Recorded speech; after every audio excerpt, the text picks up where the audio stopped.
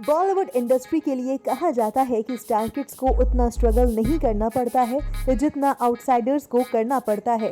वहीं ये भी कहा जाता है कि अगर स्टार किड्स की फिल्में फ्लॉप हो गईं और वो फ्लॉप स्टार साबित हुए तो ऐसे स्टार किड्स कहीं मुंह दिखाने लायक नहीं होते।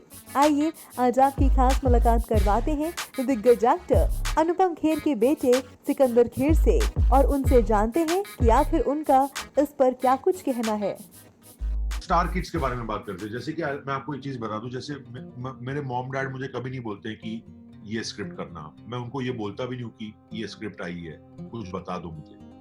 वो भी एक्टर्स हैं, उनको भी पता है और वो मुझे बोलेंगे कि ये कर लो और अगर नहीं चली तो इजीली मैं बोल सकता हूँ मैंने इसलिए कि आपकी वजह से। वो एक्टर्स हैं क्योंकि उनको वो पता है, तो डिसीजन तुम्हारा है।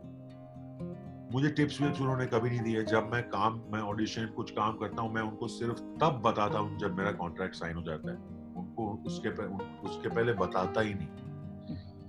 दूसरी बात ये है कि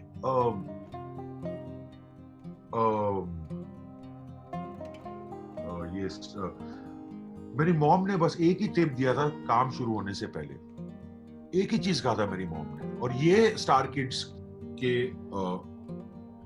जगह होगा। This is pertaining to star to children from film families और फिल्म लीनिएज। स्टार किड्स ने फिल्म जो भी कंपैरिजन वगैरह जो भी है, कि उन्होंने बस ये कहा कि देखो अगर एक्टर बन रहे हो तुम तो सक्सेस मिलेगा तो कमाल की चीज है, उससे बढ़ के कुछ नहीं है अगर सक्सेसफुल हो गए। लेकिन याद रखना अगर फेलियर होगा ना तो तुम्हारा फेलियर पब्लिक होगा।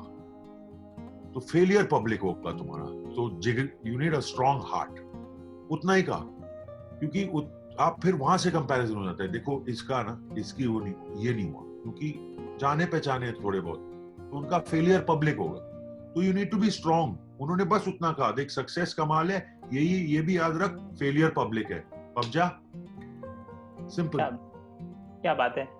एक और सवाल पूछ रहा हूँ सिकंदर, आप पहली फिल्म करते हैं, एक साथ दो फिल्में आती हैं आपकी 2008 में, तो कुछ अंतराल के बाद उसके बाद फिर 2 साल का गैप होता है। फिर आशुतोष के साथ आप काम करते हैं, फिर 2 साल का गैप आता है।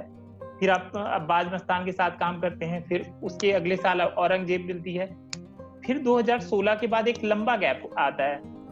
ये जो हम लॉकडाउन में परेशान हो जाते हैं, काम कम होता है, ऐसे ये जो 2-2 साल ये लंबा जो गैप था, इस समय आपकी मानसिक स्थिति कैसे अपने आप को तैयार करते थे, स्ट्रॉन्ग करते थे, अपने आप को ताकत देते थे? क्योंकि ये ना बहुत प्रेरणा वाली बात भी है। आजकल का युवा एक कोई काम नहीं चला तो बहुत परेशान हो जाता है, डिप्रेशन में आ जाता है।